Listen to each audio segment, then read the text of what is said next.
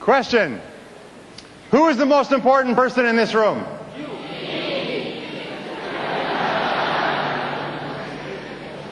You're right. You are the most important person in this room. You are the most important person in your world. This entire universe of billions of planets revolves around you. Nothing else in the world has any meaning except for the meaning you give it.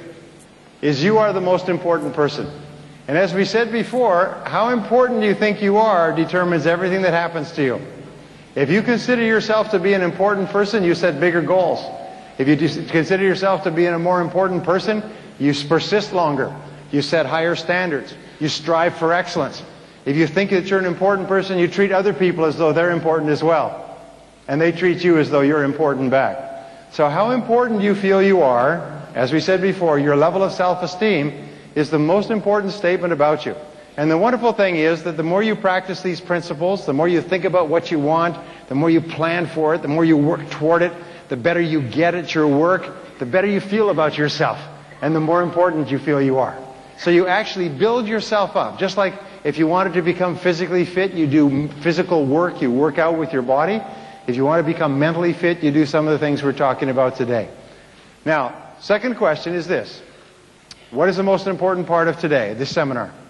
What's the most important part of the seminar? Not a trick question. The answer is what you do afterwards. You see, it's the actions that you take that make the difference between success and failure. Successful people take action, unsuccessful people don't. Successful people hear something and they move on it. Unsuccessful people hear the same thing and they say, well, I'm going to do something about that someday. And they live in a vacation place called Someday Isle. And they sit there and they sit in the sun and they say, someday I'll read that book. Someday I'll go to that course.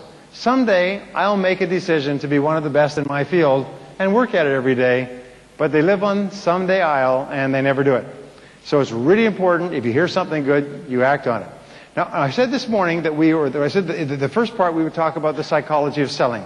The psychology we've talked about, you become what you think about most of the time. If we asked top salespeople what they think about most of the time, one of the things they think about is selling more stuff. They think about selling all the time. They get up in the morning and they think about selling, and they think about selling all day long. And they think about selling in the evening, and they think about selling on the way home, and they think about selling on the weekend.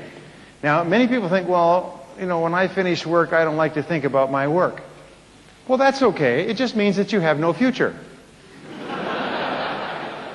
Because that would be the same as saying, well, when I'm at work, I don't like to think about my family. You know, I like to just sort of leave that as another part of my life.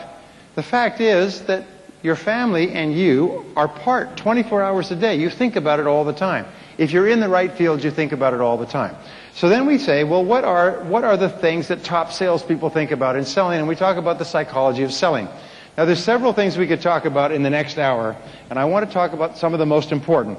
Basically, I said there's 7 key parts of selling, 7 key result areas. And the 7 key result areas determine your success or failure. Wherever you're strong, you'll be doing well. Wherever you're weak, it'll be holding you back. And your job is to identify where you're strong and do more of it, and identify where you're weak and bring it up. Okay, it's a real simple process, but it's all you have to do to move to the top of your field is keep working on the skills that are holding you back and keep maximizing the skills that are getting you there.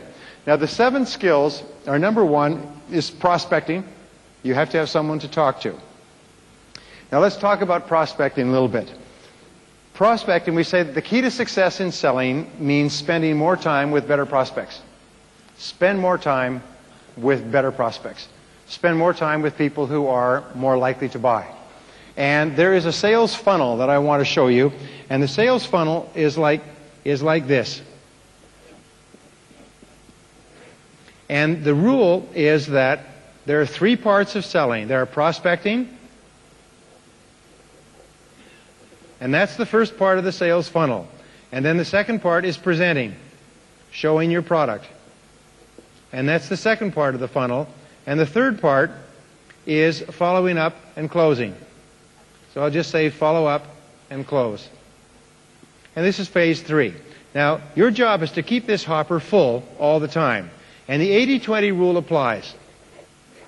Spend 80% of your time prospecting and presenting, and only 20% of your time presenting and following up. Spend 80% of your time prospecting and presenting until your hopper is full. Now let us say that this is a ratio of 20 to 5. You have to call on 20 people to get 5 people that you can see personally. And let's say the ratio then, is for every 5 people you talk to personally, we have 2 that you can follow up with, and of these 2, 1 turns into a sale. So what is your ratio of calls to sales? It's 20 to 1, okay? You have to see 20 people to make a sale.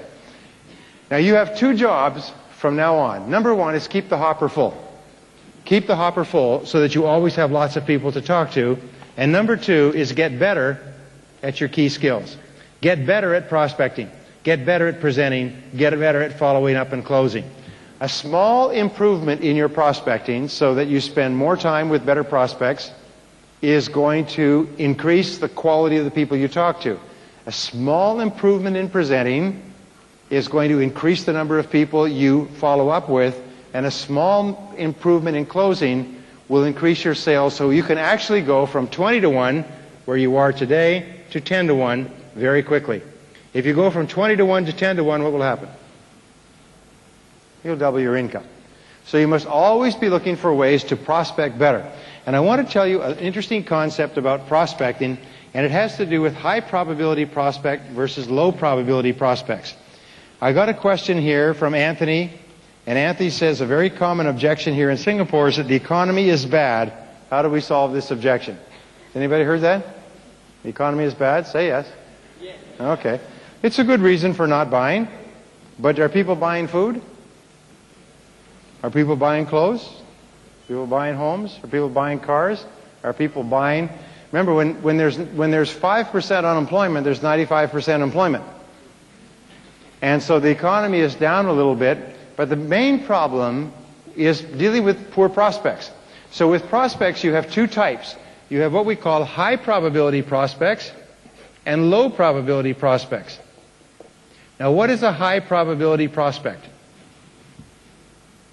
Well, it's one that's very close to buying when you meet them. If you sell hamburgers and you meet a person who's really hungry, that's a good prospect. If you sell cars and you meet a person who's looking for a car right now, that's a good prospect. If you're selling life insurance and you meet a person who just had a young child and wants to provide for their future, that's a good prospect. My throat just went dry. It's unbelievable. So the other end of the spectrum is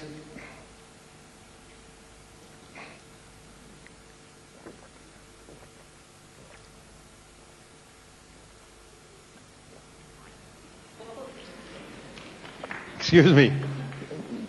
The other end of the spectrum is low probability prospects. People are a long, long way from buying.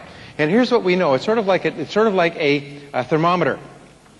Is everybody you meet is somewhere in here. Your job is to spend more time with prospects that are up here.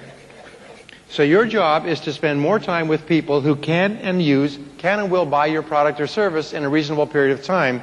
And so at the beginning you need to sort out prospects from high probability to low probability. So what is a high probability prospect?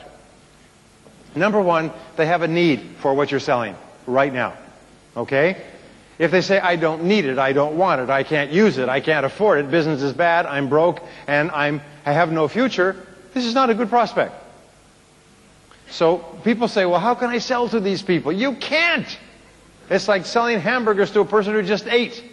They're not hungry. So the first thing you need to do is you need to say, who are the people in my market who most need my product? One of the changes that have taken place in the last few years is about 2 or 3 years ago when business was booming, everybody was buying. Is that there were more buyers than there were sellers. An idiot could be successful in selling. I work for a company that has 4,000 salespeople. It does $3 billion a year. One of the top companies in the world. The beginning of last year, not this year, but last year, they invited me to Las Vegas to speak to their top 20% of salespeople, 800. They brought them to Las Vegas, and they had them in one of these great casinos that cost $1 billion. I mean, has anybody ever been to Las Vegas? It's a most amazing, don't go. It's a most amazing place.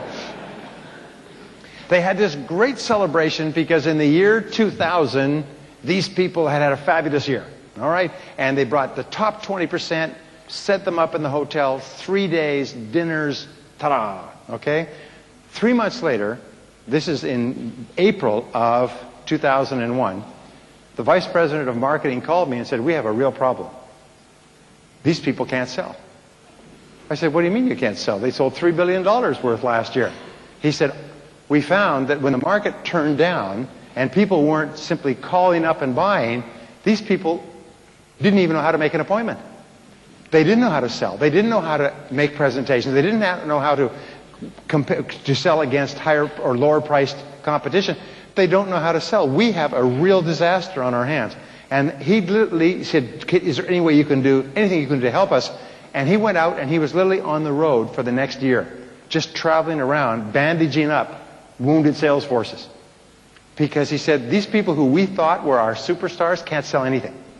So your job is to realize that the market has changed. It used to be that there were more customers than there were salespeople. Now there's more salespeople than there are customers. It used to be you could machine gun the market, and now you have to rifle the market. You have to pick your shots very carefully. You have to be more focused. You have to do more preparation when you're dealing with dealing with customers. You have to give more thought to who it is who can use your product or service. And you have to work harder to get appointments with key people. You can't just rush out at the market like a dog chasing a rabbit across a field. You have to be very, very focused.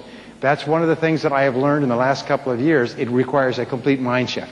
So, you have to ask yourself, who is a high probability prospect? Number one is they need your product or service. Number two, they can afford it. They have the money. You don't call on bankrupt .com businesses and try to make sales. Because they're thinking of killing themselves. You know, they're not thinking of buying what you have to offer, and even if they do buy it, they can't pay for it. So you also want a company, you want people who like and respect your industry and your business, and best of all, people who like and respect you. You want to deal with people who are decisive and who can make a decision. I have a friend who went through my program a couple of years ago and went straight to the top of his business in the next year. And it was with one idea. I said to him that you need to make sure that the person you're talking to can and will buy from you within a reasonable period of time. Don't keep calling back on people who won't buy or who can't buy. So he started doing this. He wrote me a letter. He said 1 year later he had tripled his income from 30,000 US to 90,000 US, and he had become the #1 person in his industry. Whenever he met with a prospect, he would say, oh, by the way, if I show you something that you really like, or if you really like what I'm showing you, what sort of time frame would you be thinking about for making a decision? Pretty honest question. And people will tell you. They'll say, well, within a few weeks or a couple of months or by the end of the summer. Or, well, we're kind of looking right now. We're gathering information. He found that every customer he'd had in the last 3 or 4 years had bought within 90 days. Almost everyone had bought within 90 days of the first meeting. So that was his outside line. If a person says that they're thinking of making a decision within 2 or 3 months, good. He would work on them and spend time with them. If they said they were thinking of making a decision next year, they were just gathering information, remember, what companies will do is they'll have somebody who's not busy. And they'll say, well, why don't you call around and get some information on this product or service. See if it's available, how much people are asking for it, and so on. So they call you up and they say, I'm calling from big company, and I want to know how much what are your products or services? And you say, oh, well, could you come and give me a presentation? Oh, yes, yeah. And you get there and there's 3 or 4 of your competitors sitting in the waiting room. These people are just gathering information. And so therefore he would always ask, what sort of, good, even on the phone, by the way, what sort of time frame are you looking at for making a decision? If it was within 2 or 3 months, he would go to work on them. If it was beyond 2 or 3 months, he'd say, well, let me introduce you to one of the people in my office who has no future. And you can spend time with him.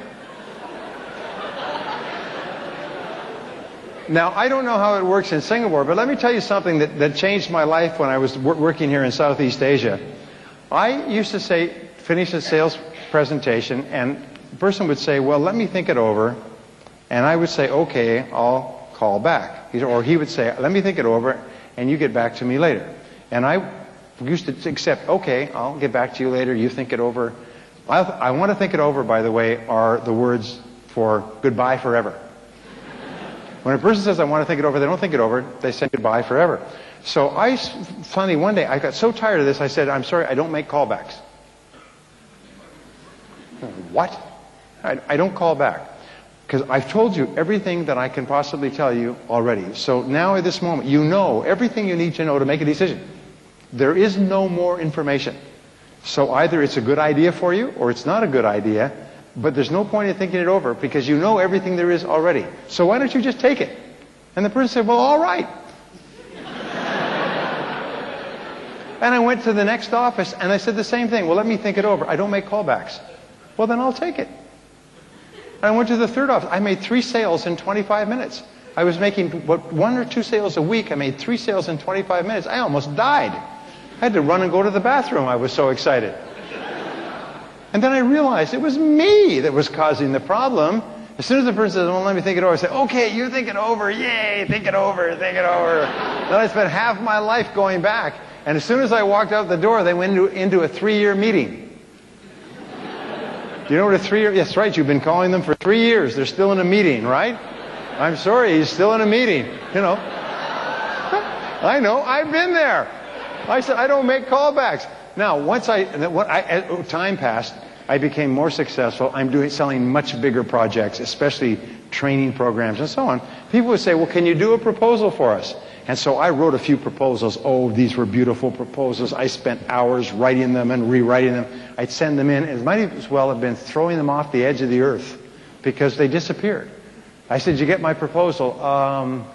Well, it's here somewhere. We didn't have a chance to read it. How about a month later? Well, we lost it. Could you send it again? By Federal Express. So I'd send it again. A week or 2 weeks would go by. Did you get my proposal? Well, we're looking at a lot of proposals right now, and yours looks really good. And so we're going to compare it with others. Finally, the next time someone said, would you do a proposal for us? I said, I don't do proposals. You don't do proposals? No. If you want to do business together, we'll discuss it. I'll write you a letter of intent that outlines the agreement, but I don't do proposals. Well, all right then. If you don't do proposals, all the others do proposals. I said, I don't do proposals. I do follow-up letters of agreement. Well, I never heard such a thing.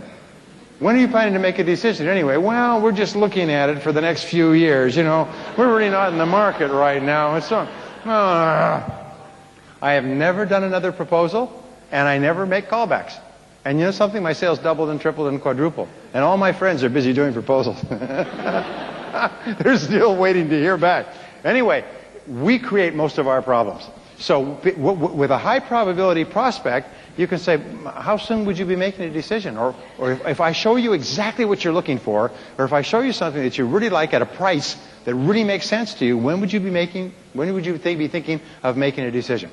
So you want people that need it, that want it, that can afford it, that can make a decision, that like you, that respect you, and so on. Now, what is the best part of selling? Psychologically, mentally, what's the best part of selling? I'll tell you what it is. It's making sales. If you're having trouble with that answer, you're in the wrong field. It's the feeling of winning that we have from making sales. It's when we feel happy. We make a sale and we feel happy. It releases endorphins in our brain. It makes us feel high. We feel cheerful. We feel wonderful about ourselves when we make sales. That's the key to our business. What's the downside of selling? What's the psychological negative of selling? It's dealing with difficult people. It's long, drawn-out meetings. It's not making sales. It's working hard and not succeeding. We love to succeed. We hate the feeling of not succeeding. So what is the problem in selling? It's working with people who are down here. Low probability prospects. By the way, when you work with low probability prospects, you know what happens? It wears you down. It tires you out. And you even start to think about quitting. And we did some research on you before tonight, and we find there are people in this very room who have thought about quitting. We know who you are.